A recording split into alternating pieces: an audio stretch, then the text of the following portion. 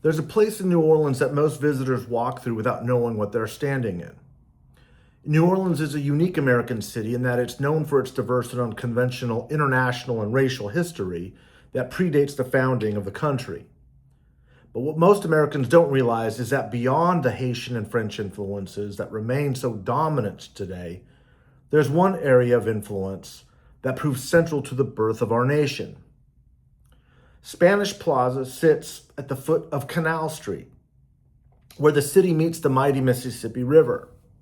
It was built in 1976 as a gift from Spain during the American Bicentennial, a gesture of kinship between the old world and the new, between a country that once governed this land and the nation that eventually inherited it.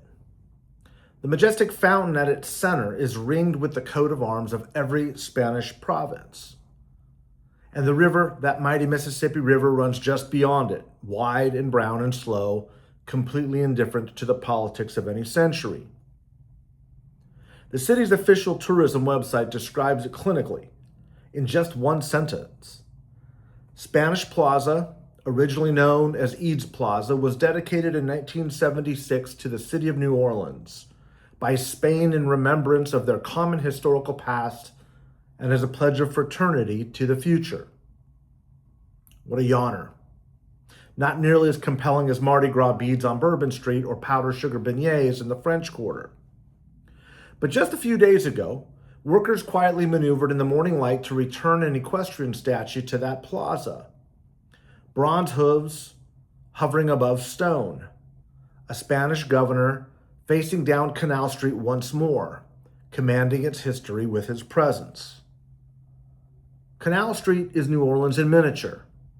The city's broadest avenue, it draws its name from the original plans to have it be a canal. It is the traditional dividing line between the Old World French Quarter and the New World's American sector. And now, once again, a Spanish governor stands right in the center, dividing line, bridging both of those two worlds. Let it be said for the record, Bernardo de Gálvez is back. Once again, Gálvez commands the city center from his steed, a triumphant return made possible by a small group of New Orleanians who refused to let history be erased. A mighty bronze monument resurrected in the South, along many others experiencing the same fate, but with an altogether different history. Where the Confederates sought to tear down the Republic, the Spaniard, cast in bronze, seated upon his horse, sought to build our nation. The statue had spent 5 years in a city storage facility. The prolonged absence of the Bernardo de Gálvez statue from Spanish Plaza was primarily a result of the massive $500 million redevelopment of the adjacent World Trade Center into the Four Seasons Hotel and Residences. Removed in 2018 to protect the monument during heavy construction, the bronze equestrian statue was originally slated for a quick return. However, the project was derailed by the global COVID-19 pandemic and subsequent logistical bottlenecks. These delayed the refurbishment of the plaza and the fabrication of a new, more prominent pedestal designed to better honor Gálvez's status as an American Revolutionary War hero. And this would not be the first time Gálvez's life and story would be deemed worthy of eternal remembrance, only to be quickly forgotten. Many will recall that the period of time when the Gálvez statue was removed dovetailed perfectly with a rapid series of critical events in our national racial consciousness. The George Floyd protests, the removal of numerous Confederate and slaveholder statues, Donald Trump's second successful election, and the push to return many of those same statues. What began as a temporary relocation evolved into a multi-year point of contention between city officials, developers, and local heritage advocates. The delay sparked a passionate "Bring Bernardo Back" movement, as historians and the Hispanic community feared that the statue's continued absence diminished Spain's vital role in the city's history. With the approach of the United States semi-quincentennial in 2026, the push for his reinstatement became a matter of national historical pride. ensuring that the figure who secured the Mississippi River for the American cause finally reclaimed his place as the centerpiece of New Orleans' Spanish identity. It took a grassroots campaign, a 501c3 organization called the Damas y Caballeros de Nueva Orleans, and $300,000 raised from average people who refused to let the erasure become permanent to bring the statue home. Their effort, Bring Bernardo Back, succeeded. That it required a campaign at all tells you everything about how even a multiracial city and this country handles memory. That the statue was never championed by either side of the political aisle says something much deeper. That a central character in the American Revolution has been regularly forgotten, well, that says even more. Here's the thing about Spanish Plaza and the recently resurrected statue that most Americans don't know, and that the plaza itself quietly commemorates. Louisiana was once Spanish. Briefly, perhaps, but not nominally, and certainly not inconsequentially. From 1762 to 1803, Spain governed the vast territory stretching from New Orleans up the Mississippi River and westward across the continent. 4 decades. An entire generation of colonial administration, law, commerce, and governance conducted under the Spanish crown right in the heart of what would become the United States of America. And the timing of that governance is one of history's more remarkable coincidences. Except that it wasn't really a coincidence at all. It was a collision of empires at exactly the moment a colonial rebellion was trying to become a nation. Much like Gálvez's statue, his real-life reign overlapped with a short but foundational moment in American understanding. See, Spain took control of Louisiana in 1762, and the American Revolution began in 1775. Then in 1777, this young 30-year-old Spanish military officer named Bernardo de Gálvez arrives in New Orleans to become the governor of Spanish Louisiana. Gálvez, in life and in bronze, has had a knack for showing up during consequential American moments, being largely forgotten despite making monumental contributions to our history and then forcing us to ask difficult questions about ourselves for forgetting him in the first place. He would govern this territory, this land that is now the American South, throughout the entirety of the Revolutionary War. And from his headquarters here in New Orleans, in a city that was Spanish, on a river that was Spanish, he would make decisions that helped determine whether the United States of America would survive its own birth. He did not remain a stranger to this place. Shortly after arriving, Gálvez married Marie Felice de Saint-Maxence de Estrehan, a Creole widow from one of Louisiana's most prominent families. It was a union that rooted him deeply in the colony, in ways that a governor's commission never could.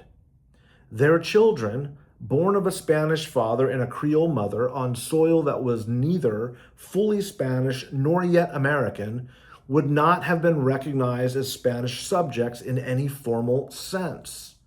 They were something entirely new, something this continent was in the process of inventing. They were a multi-ethnic, multiracial people. In that sense, Gálvez didn't just govern Louisiana, he became a part of it. And this is a real part of the story that the statue in Spanish Plaza tells. For those who know how to read it, it has maximum impact. Because before Spain entered the war, this young Gálvez governor was already moving needed supplies to the American colonists' cause. Gunpowder, uniforms, medicine, and money, flowing upriver through a network of merchants and agents to American forces who desperately needed it. He did all of this quietly, officially ignorant of the whole arrangement, as his king had instructed. And when Spain formally declared war on Britain in 1779, Gálvez did not hold back. He lunged into the multinational efforts against the British at the most critical juncture of our Revolutionary War. He conscripted soldiers and prepared for battle. He launched campaigns. He blockaded the entrance of the Mississippi River, preventing the British from flanking the colonists from the Western Front. He feverishly took British outposts along the Mississippi. He drove up the Gulf Coast. He captured Mobile, and then he set his sights on Pensacola, the capital of British West Florida and the last major British stronghold on the Gulf of Mexico. Here's what taking Pensacola meant. Britain's entire southern strategy depended on flexibility, the ability to maneuver, resupply, and squeeze the rebellion from multiple directions. Gálvez removing Pensacola from Britain's hands took that option off the table. He forced an empire already fighting France and Spain to defend an even wider theater. At the exact moment the revolution needed the pressure lifted. Yorktown closed the trap. Gálvez made sure Britain couldn't slip out the back. He commandeered the Gulf of Mexico with the same stern gaze and certainty now cast in bronze on his statued face looking down Canal Street.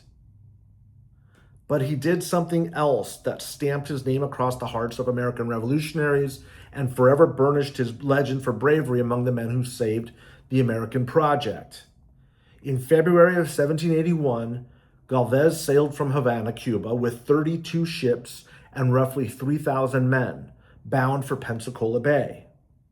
He arrived on March the 9th and landed troops on Santa Rosa Island, the barrier island protecting the bay's entrance.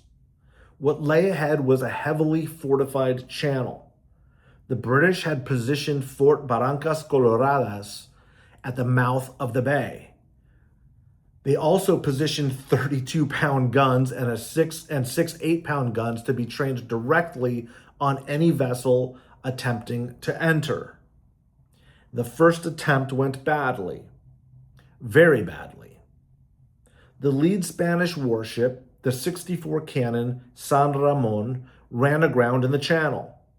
The fleet commander, Captain Jose Calvo, refused to send another ship through. The British guns commanded the entrance. The sandbars were treacherous. The risk, he argued, was too great to challenge the British position. Challenging, in fact, would have been suicide, madness. He refused to put his men in harm's way. For 9 days, the fleet sat outside the bay. Gálvez's army was stranded on Santa Rosa Island without the supplies, men and artillery still aboard the ships. Reinforcements he was expecting from New Orleans and Mobile could not be landed.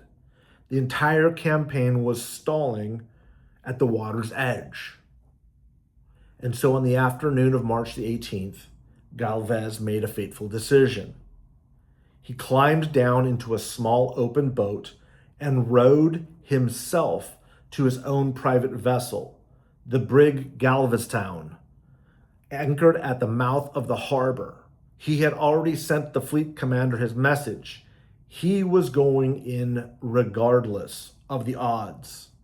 Then, at 2:30 in the afternoon, he ordered the Galveston forward into the channel under the guns of Fort Barrancas Coloradas. The British opened hellfire down upon him. Cannon shot fell from the skies. Red and blue and yellow and green painted the backdrop of British gunners firing at will, complete chaos. But Gálvez sailed through it, never blinking. And despite all of the odds, he passed into Pensacola Bay, defying enemy fire through nothing but sheer will. He proved the channel could be navigated. He proved the guns could be survived. And by nightfall, 3 more Spanish ships, inspired by nothing more than his bravery, had followed him. By the next afternoon, most of the fleet had repositioned inside the bay. The siege that followed lasted nearly 2 months.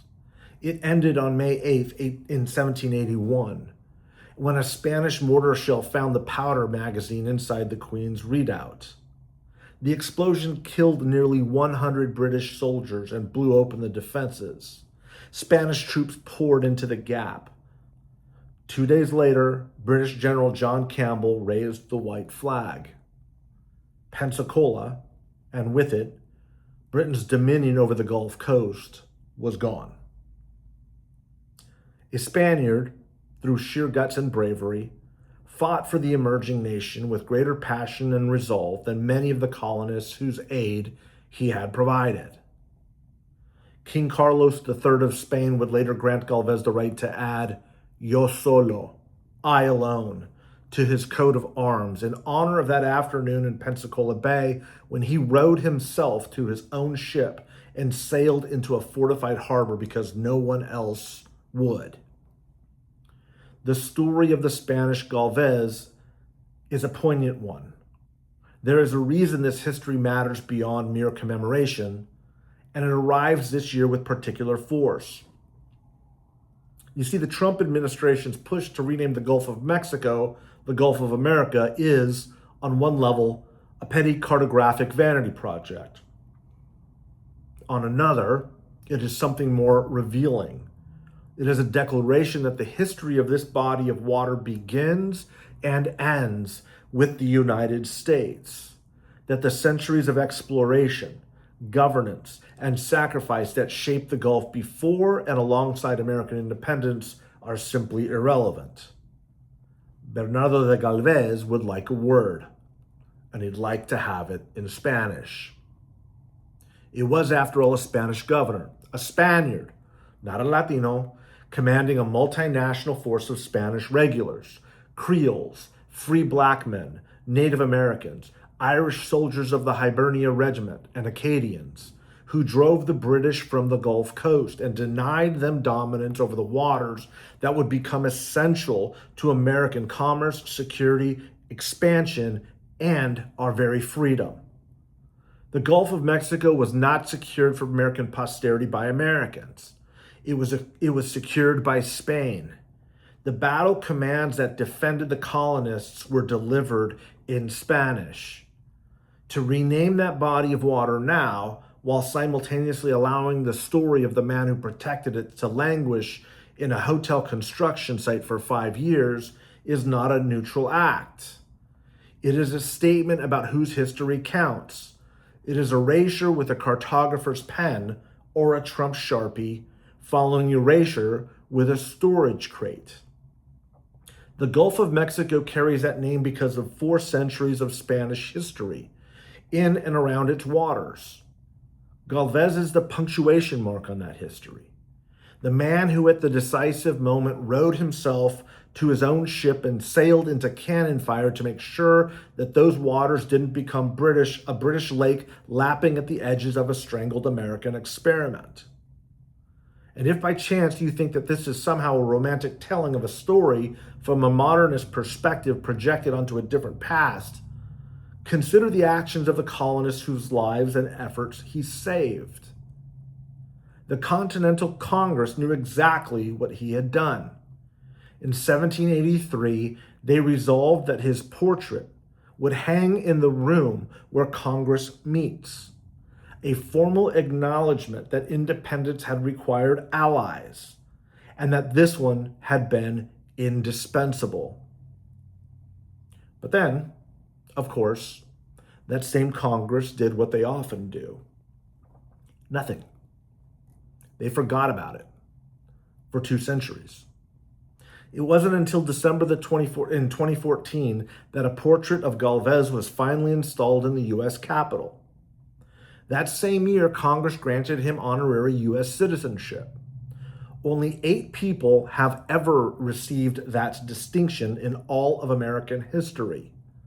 Winston Churchill, Marquis de Lafayette, Pulaski, Mother Teresa, Raoul Wallenberg, William Penn, and Hannah Callowhill Penn.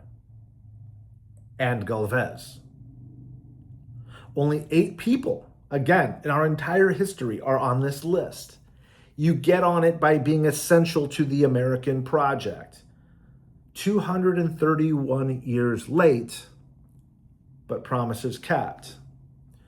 Gálvez's story, his bravery, his fight for our country, his recognition, his being forgotten, his statues erected, removed, and forgotten again, all bring us to this present moment where we are all still asking the question, who decides what and who gets remembered in this country?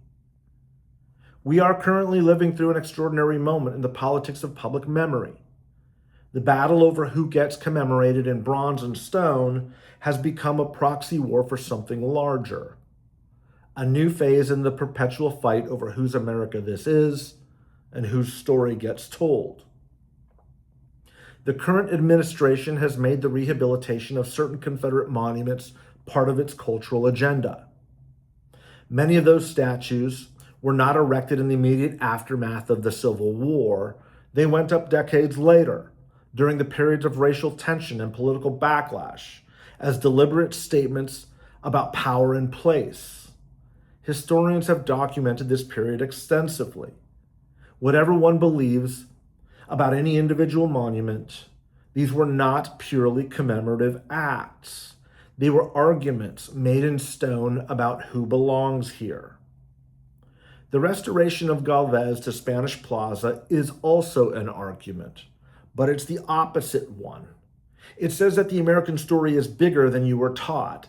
It says that the founding required people who looked different, spoke different languages, sailed under different flags, and came from traditions that the dominant theory and dominant history later chose to minimize. It says the Gulf of Mexico was not an American lake waiting to be renamed. It was a contested, multinational, centuries-old body of water whose history shaped everything that came after, including and especially the United States of America. So for those of us who spent careers arguing that Hispanic and Latino contributions to this country didn't begin at Ellis Island, that the history runs deeper, wider, and further back than most Americans realize, Gálvez is part of the arguments made in bronze. The proof that the American founding was multinational, multilingual, and dependent on alliances that the dominant history chooses, often, too often, not to remember. Gálvez's only physical presence today in the United States exists because of the contributions of Spain. The same statue that was recently resurrected in Spanish Plaza also has a small but significant presence in Northwest Washington, D.C. And while the current administration is actively trying to narrow our own history by doing things like renaming the Gulf, rehabilitating the Confederacy, pressuring curricula, the message embedded in all of it is the same. The real America that he believes in is a specific, smaller, select America. And his belief, Donald Trump's belief, is that public memory should reflect that. New Orleans just responded to that. Not with a press release, but with local pressure. A community organization and a bronze horse returned to the river it belonged beside.